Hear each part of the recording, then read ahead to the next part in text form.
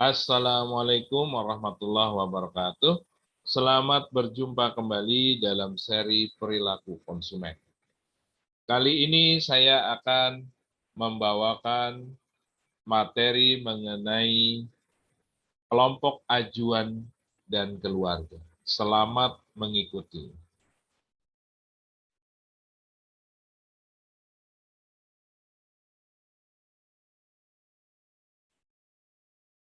Kelompok acuan dan keluarga, definisinya adalah kelompok referensi atau acuan adalah individu atau kelompok nyata atau hayalan yang memiliki pengaruh evaluasi, aspirasi, bahkan perilaku terhadap orang lain. Jenis kelompok acuan, kelompok formal dan informal. Kelompok formal adalah kelompok yang memiliki struktur organisasi secara tertulis dan keanggotaan yang terdaftar secara resmi. Kelompok informal adalah kelompok yang tidak memiliki struktur organisasi secara tertulis dan sifat keanggotaan yang tidak tercatat. Kelompok aspirasi dan disosiasi. Kelompok aspirasi adalah kelompok yang memperlihatkan keinginan untuk mengikuti norma, nilai, maupun perilaku dari orang lain yang dijadikan kelompok acuannya. Kelompok disosiasi adalah seseorang atau kelompok yang berusaha untuk menghindari asosiasi dengan kelompok acuan. 3 macam pengaruh kelompok acuan. Yang pertama kita lihat pengaruh normatif, yaitu pengaruh dari kelompok acuan terhadap seseorang melalui norma-norma sosial yang harus dipatuhi dan diikuti akan semakin kuat pengaruhnya. Jika tekanan kuat untuk mematuhi norma-norma yang ada. Penerimaan sosial sebagai motivasi kuat, dan produk dan jasa yang dibeli akan terlihat sebagai simbol dari norma sosial. Pengaruh ekspresi nilai, yang kedua, yaitu pengaruh dari kelompok acuan terhadap seseorang dengan harapan orang tersebut dapat dipandang sama dengan kelompok acuan. Yang ketiga adalah pengaruh informasi, yaitu pengaruh dari kelompok acuan yang memiliki pengetahuan dan informasi yang lebih baik. 3 alasan seseorang bergabung dengan sebuah grup referensi.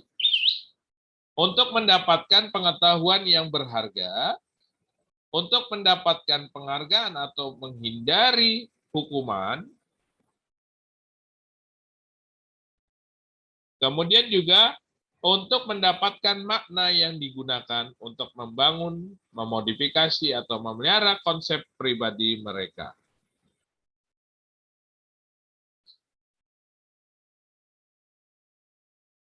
Tiga pengaruh yang diberikan oleh grup referensi atau kelompok acuan, yaitu pertama informasional, juga ada utilitarian, dan pengaruh ekspresi dan nilai.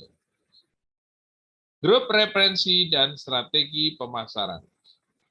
Pemasar berusaha mendekati konsumen dengan menjadi grup referensi yang diikuti konsumen. Pemasar juga menerapkan strategi pemasaran dengan menggunakan grup referensi yang ahli dan sesuai dengan produk yang ditawarkan. Sekarang kita lihat kepada keluarga dan rumah tangga. Keluarga merupakan suatu keluarga patriark atau patriarchal family di mana sang ayah dipertimbangkan sebagai anggota yang paling dominan. Sedangkan dalam suatu keluarga matriark atau matriarchal family, di mana pihak wanita memainkan peran dominan dan membuat banyak keputusan. Sedangkan dalam equalitarian family, sang suami dan istri membagi secara seimbang pengambilan keputusan.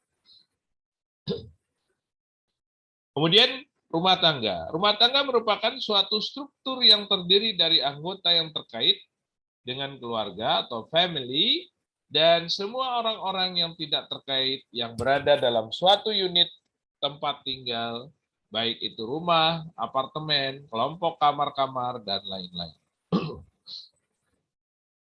Rumah tangga dibedakan menjadi dua, yaitu rumah tangga biasa dan rumah tangga khusus.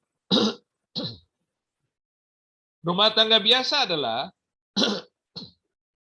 seorang atau kelompok orang yang mendiami sebagian atau seluruh bangunan fisik atau sensus dan biasanya mengurus kebutuhan sehari-hari bersama menjadi satu. Rumah tangga khusus, orang-orang yang tinggal di asrama, tangsi, panti asuhan, lembaga pemasyarakatan, atau rumah tahanan yang pengurusan kebutuhan sehari-harinya dikelola oleh suatu lembaga. Dan juga kelompok orang yang mondok dengan makan atau indekos dan berjumlah 10 orang atau lebih. Peranan anggota keluarga dalam pengambilan keputusan menurut Suwarman tahun 2002. Jadi di sini ada sebagai inisiator, sebagai influencer, sebagai gatekeeper, sebagai decision, sebagai buyer, sebagai preparer, sebagai user, sebagai maintenancer, dan sebagai organizer. Model pengambilan keputusan produk oleh sebuah keluarga, di mana istri lebih dominan dalam pengambilan keputusan.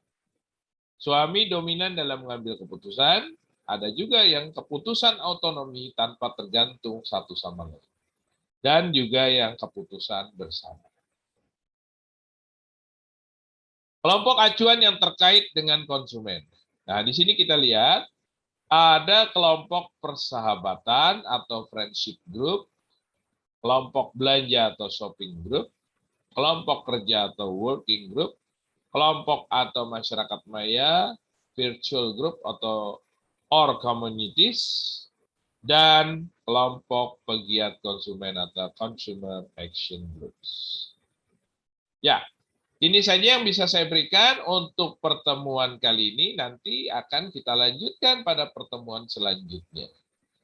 Terima kasih. Billahi taufiq wal hidayah. Assalamualaikum warahmatullahi wabarakatuh. Selamat belajar.